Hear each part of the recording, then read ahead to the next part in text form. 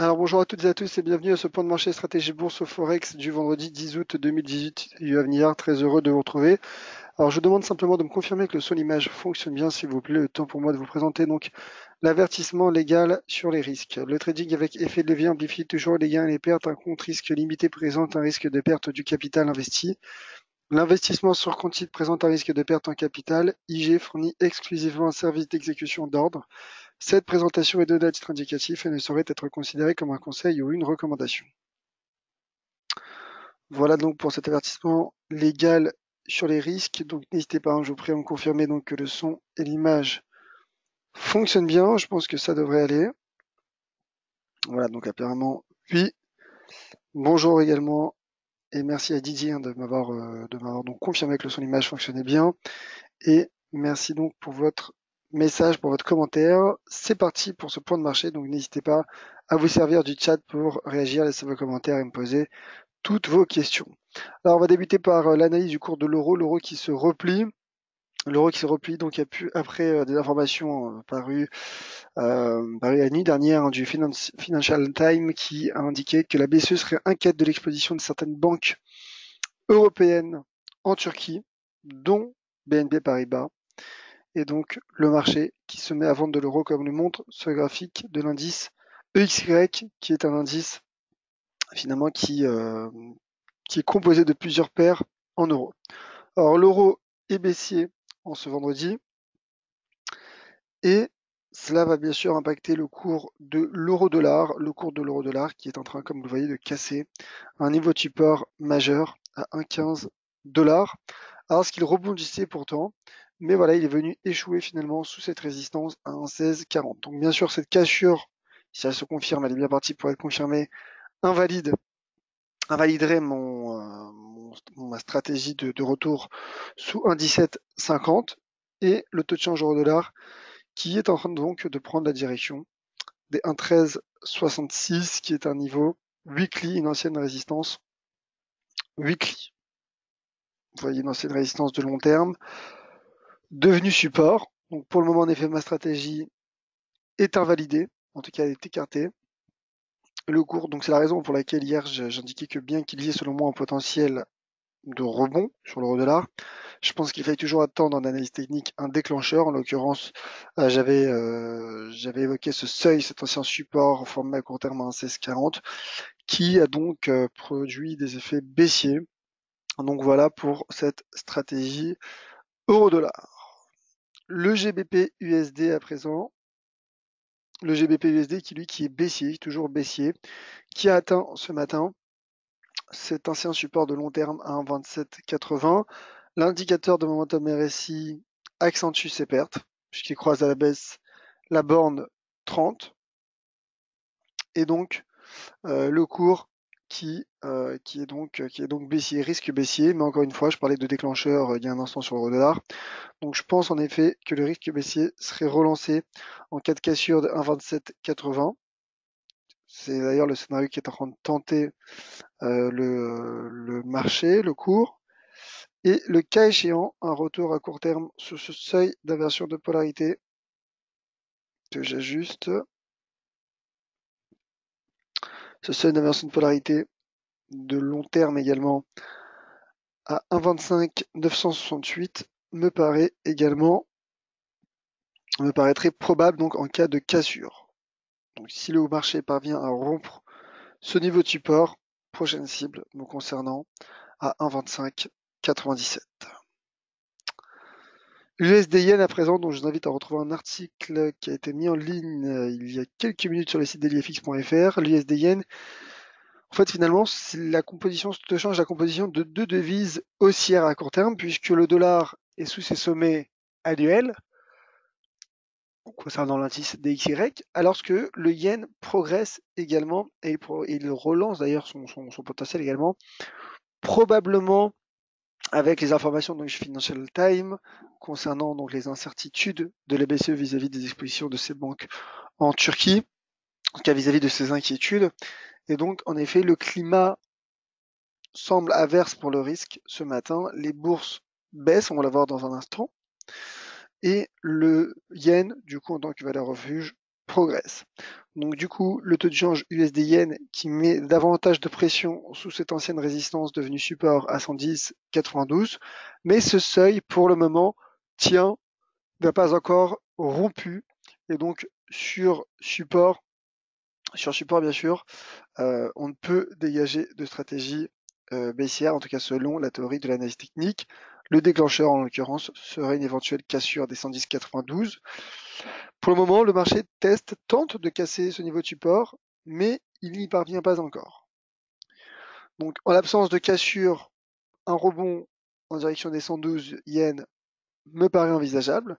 Toutefois, au vu de la pression qui est mise sous cette ancienne résistance, une cassure pourrait faire tomber le taux de change USD-Yen sur le seuil à 110, le seuil symbolique à 110, puis sur le niveau de support de long terme à 109,05 yens. Concernant le calendrier macroéconomique cet après-midi, il y aura la publication du taux d'inflation aux États-Unis, qui sera donc le prochain catalyseur sur les paires en dollars. Alors l'euro CHF également hier, j'avais une stratégie finalement, c'était la même stratégie, la stratégie haussière, en tout cas stratégie de rebond sur l'euro. Stratégie avec un peu plus de conviction d'ailleurs, je dois l'avouer, sur l'euro CHF, car le cours testé, vous voyez, il avait l'air de bien le tenir, ce support de long terme à 1,1486 qui est également, en tout cas qui est proche d'un niveau de support, mais cette fois-ci configuré en données hebdomadaires et qui se situe à 1,15026 que je place tout de suite sur ce graphique. Vous voyez ce support que je viens d'ajouter 1,15026. Mais pour le moment, en effet, le marché le cours est en train de casser ce niveau de support. Et donc, mes stratégies en euros sont de ce fait invalidées pour le moment, bien sûr, en raison de ces cassures, d'autant plus que l'indicateur RSI croise à la baisse la borne 30. Donc là, en effet, il y a un risque baissier sur l'euro CHF. Alors, dégager ce risque baissier tout de suite, je suis pas sûr que ça permettrait d'optimiser son ratio R3, car d'une part, c'est vrai que je m'attendais pas à un tel regain de volatilité.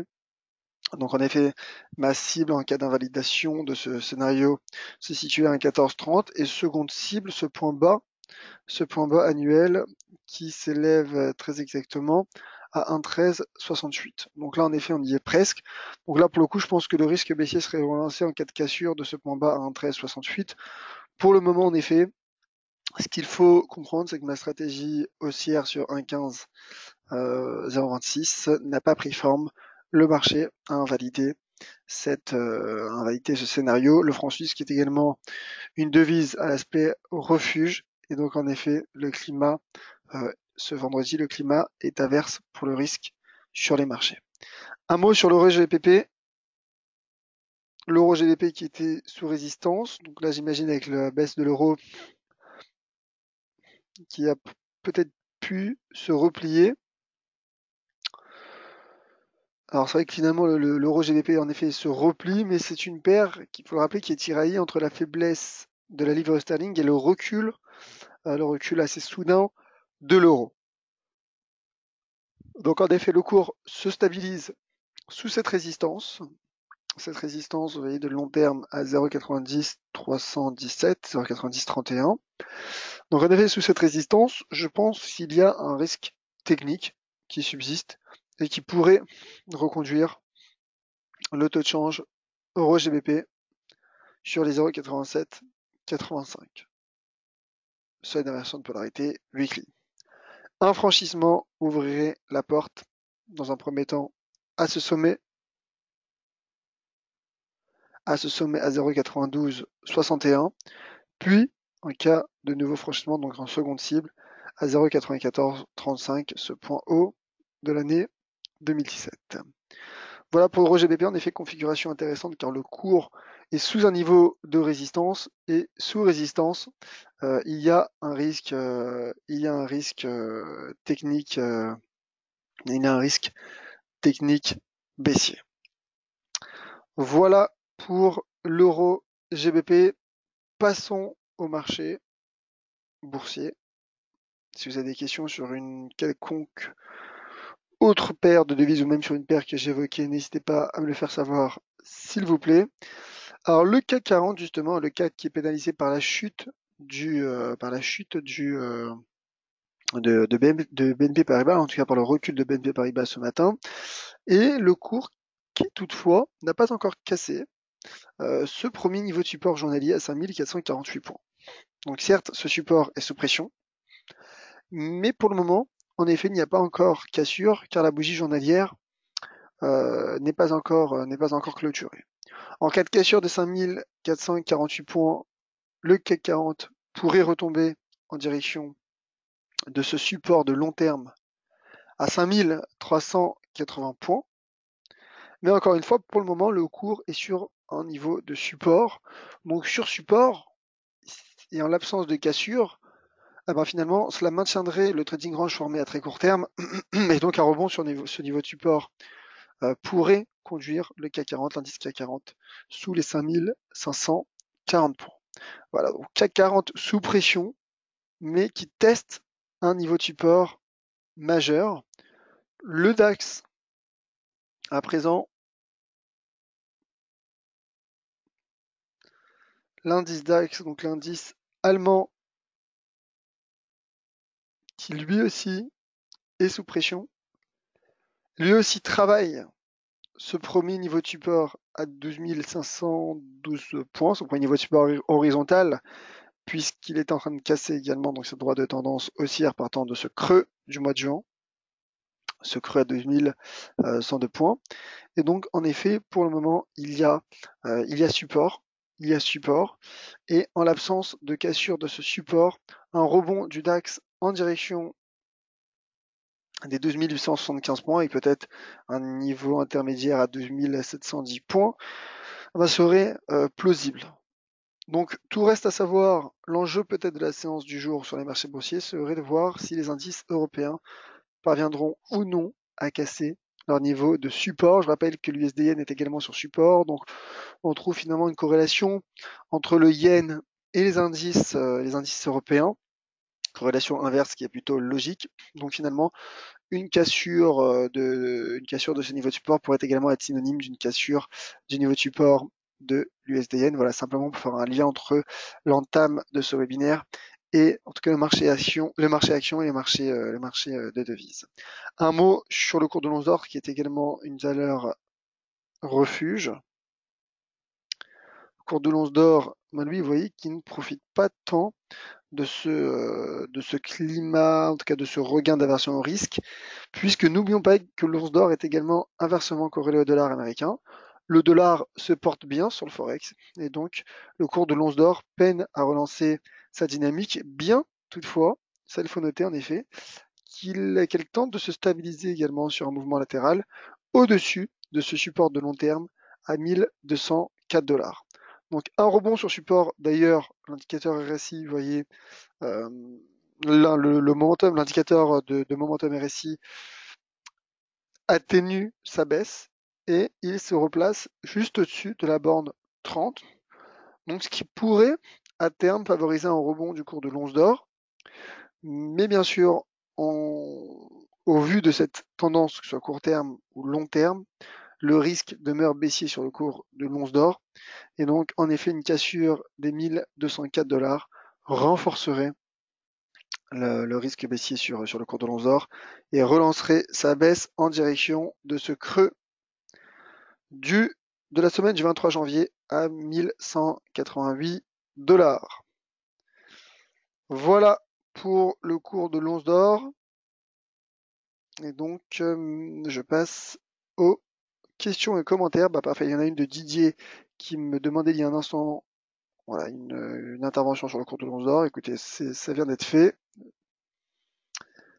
Alors, Aurélien, qui en effet rappelle les statistiques qui viennent de tomber au Royaume-Uni. C'est vrai qu'on a parlé de la livre sterling face à l'euro et face au dollar, en évoquant le GBP, l'USD, l'euro GBP. Donc Aurélien qui nous indique en effet que le PIB est ressorti conforme aux attentes du consensus au deuxième trimestre au Royaume-Uni à 1,3%. Et c'est en hausse par rapport à l'estimation précédente à 1,2%. Donc merci, mon cher Aurélien, pour ces indications. Et bien en effet, alors voilà, je voulais parler de cette paire aussi ce matin. Merci Didier qui me demande un mot sur l'AUD. Donc j'ai tweeté un graphique ce matin. Et ça tombe bien, vraiment merci beaucoup, puisque je voulais vous en parler. Lorsque j'ai vu cette configuration avant le webinaire, j'ai dit je vais leur en parler à mes auditeurs. Et donc c'est une bonne chose. Alors l'AUD USD qui lui aussi est mis sous pression par le rebond du dollar américain, du moins l'avancée du dollar américain. Mais il y a surtout en fait, pour le moment, alors bien sûr, la bougie journalière n'est pas encore clôturée, mais pour le moment, il y a une sortie par le bas du range qui pourrait conduire l'AUD USD sur cet objectif théorique à 0,6208. Alors, est-ce que dégager tout de suite une stratégie baissière serait une bonne idée? Je ne suis pas sûr car le cours est en plein milieu de ce range à présent. Mais en effet, à la cassure, il y avait donc finalement un signal, le déclencheur, hein, le fameux déclencheur technique qui a été vraisemblablement activé. Donc risque baissier sur la IDUSD en direction des 0,7208. Peut-être attendre un éventuel pullback qui pourrait ne jamais avoir lieu, mais en tout cas, voilà. Après tout, reste à savoir comment optimiser son ratio R3 et gérer son risque convenablement. Voilà, pour le coup, je pense qu'on peut gérer son risque avec 0,7338.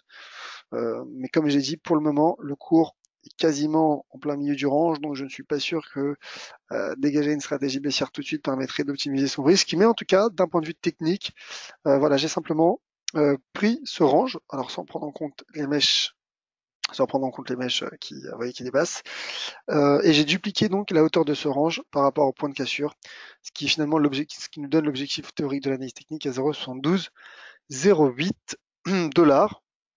On verra bien sûr ce qu'il en sera dans les prochaines séances. Voilà, merci mon cher Didier de me l'avoir remémoré cette paire de devises. Je pense avoir fait le tour des questions et des commentaires. Bah, écoutez, merci à toutes et à tous d'avoir été présents malgré cette période estivale. Soyez prudents donc sur les marchés. En effet, un regain de volatilité ce matin sur les marchés. Prochain point de marché en notre compagnie aura lieu lundi, hein, comme chaque matin à 9h avec Valentin Offrand. Quant à moi, on se retrouvera lundi à 16h pour la stratégie de la semaine. Je reviendrai sur la stratégie évoquée cette semaine sur le WTI et je vous redonnerai une nouvelle stratégie donc sur un autre actif. Donc je vous attends lundi à 16h sur un autre lien d'inscription que je vous invite à retrouver sur le site daillyfx.fr. Concernant le point de marché stratégie bourse Forex, vous le retrouverez en ma compagnie mardi à 14h30 en direct pour du coup assurer un suivi notamment de toutes ces stratégies évoquées ce vendredi. Merci à toutes et à tous. Rendez-vous également tout de suite sur Twitter @UAVNizar pour mon actualité et surtout toutes mes analyses techniques et fondamentales. Soyez prudents et passez un excellent week-end. À tout de suite sur Twitter. Merci à toutes et à tous.